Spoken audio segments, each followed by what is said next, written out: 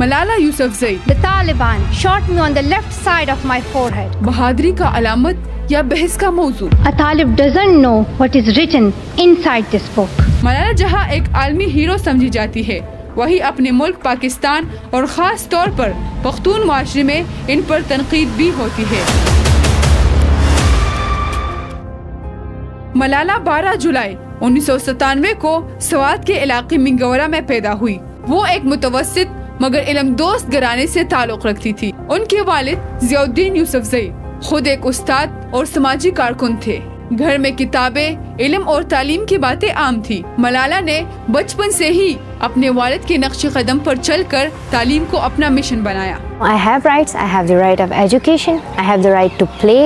I have the right to speak up. 2007 میں جب طالبان نے سوات میں حملہ کیا تو لڑکیوں کے اسکول بند کر دیے گئے، مگر ملالہ نے خاموش رہنے سے انکار کر دیا. Malala Day is not my day. Today is the day of every woman, every boy and every girl who have raised their voice for their rights. وہ صرف 11 سال کی عمر میں BBC اردو کے لیے گل مکئی کے نام سے بلاگ لکھنے لگی، جس میں وہ روزانہ کے حالات بیان کرتی کہ کیسے لڑکیاں تعلیم سے محروم ہو رہی ہے، کیسے خوف اور جبر نے وادی کو اپنے لپیٹ میں لیا ہے. 9 اکتوبر 2012 کو اسکول سے واپس آتے ہوئے ملالہ پر طالبان کے ایک مسلح شخص نے فائرنگ کی. Some breaking news out of Pakistan. New hope for the brave young girl who was shot in the head for speaking out against the Taliban. گولی ان کے سر پر لگی. پورا پاکستان اور دنیا لرز اٹھے. انہیں فوری طور پر برطانیہ منتقل کیا گیا، جہاں ان کا علاج ہوا.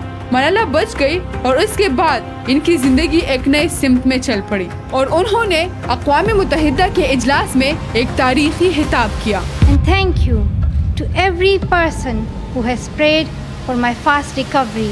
2014 میں ملالہ یوسفزئی کو نوبل پیس پرائز دیا گیا. I'm proud to be the first Pashtun, first Pakistani and the youngest person to receive this award.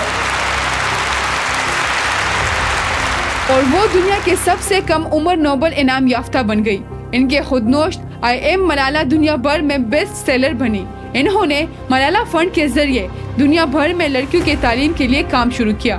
Malala نے آکسفورڈ یونیورسٹی سے فلسفہ، سیاست اور معاشیات PPP میں ڈگری حاصل کی. اس وقت وہ برطانیہ میں مقیم ہے، جہاں وہ اپنی تنظیم ملالہ فنڈ کے ذریعے مختلف ممالک میں لڑکیوں کے تعلیم پر سرمایہ لگا رہی ہے. وہ سوشل میڈیا اور عالمی فورمز پر خواتین کے حقوق، امن اور تعلیم کی بات کرتی ہے. ملالہ جہاں ایک عالمی ہیرو سمجھی جاتی ہے، وہی اپنے ملک پاکستان اور خاص طور پر پختون معاشرے میں ان پر تنقید بھی ہوتی ہے. کچھ لوگ کہتے ہیں ملالہ نے اپنا ملک چھوڑ دیا، مغرب میں جا کر وہاں کے نظریات اپنائے اور اب وہ مغربی طاقتوں کے لیے کام کر رہی ہے. سوشل میڈیا پر اکثر یہ بحث چلتی ہے کہ ملالہ کو مغرب نے ایک برینڈ بنا دیا ہے اور ان کی جدوجہد اب پاکستان یا سوات کی لڑکیوں کے لیے نہیں بلکہ بین الاقوامی مفادات کے لیے استعمال ہو رہے ہیں. اور کچھ لوگ تنقید کے کچھ وجوہات بتاتے ہیں. کچھ لوگ کہتے ہیں کہ ملالہ کے کچھ بیانات اور انٹرویوز میں پاکستانی مذہبی و ثقافتی اقدار سے مختلف آراء ظاہر کی گئی ہے، جس سے کچھ طبقات کو محسوس ہوتا ہے کہ وہ مغربی بیانیہ کو فروغ دے رہی ہے.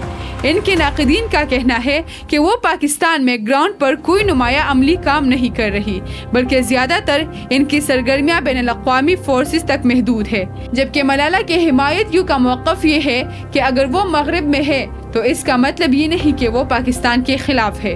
وہ وہاں سے اپنے ملک کے لیے تعلیم اور خواتین کے حقوق کی عالمی حمایت حاصل کر رہی ہے. ملالہ اکثر تنقید کا جواب نرمی اور متانت سے دیتی ہے. انہوں نے اپنے ایک انٹرویو میں کہا تھا کہ میں پاکستان سے محبت کرتی ہوں اور میری جدوجہد ہمیشہ میری قوم کے بچیوں کے لیے رہی. میرا مقصد کسی حکومت کے خلاف لڑنا نہیں بلکہ جہالت کے خلاف ہے. ملالہ کے بارے میں رائے مختلف ہو سکتی ہے، مگر ایک بات طے ہے کہ انہوں نے گولی کھا کر بھی قلم نہیں چھوڑا. انہوں نے دنیا بھر کو بتایا کہ تعلیم کا حق کوئی جرم نہیں، وہ چاہے مغرب میں ہو یا مشرق میں. ملالہ آج بھی پختون بیٹی کی آواز بن کر دنیا کے ضمیر کو جگا رہی ہے.